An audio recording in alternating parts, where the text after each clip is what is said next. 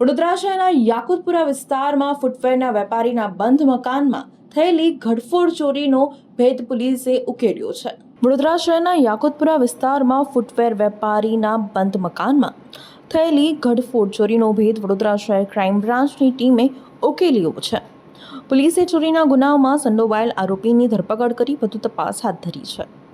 મળતી માહિતી મુજબ યાકુતપુરા વિસ્તારમાં રહેતા રાવપુરા ખાતે લંડન શૂ નામની ફૂટવેરની દુકાન ચલાવતા વસીમ અહેમદ મકસૂદે અહેમદ મલિકે સિટી પોલીસ સ્ટેશનમાં ફરિયાદ નોંધાવી હતી. ફરિયાદ અનુસાર 24 એપ્રિલ 2026ના રોજ તેમની દાદીનું હાલોલ ખાતે અવસાન થયું હતું. તેઓ પરિવાર સાથે ત્યાં પહોંચ્યા હતા. બાદમાં 25 એપ્રિલે દાદીના અંતિમ સંસ્કાર માટે પરિવાર સાથે યાકુતપુરા પરત ફર્યા હતા.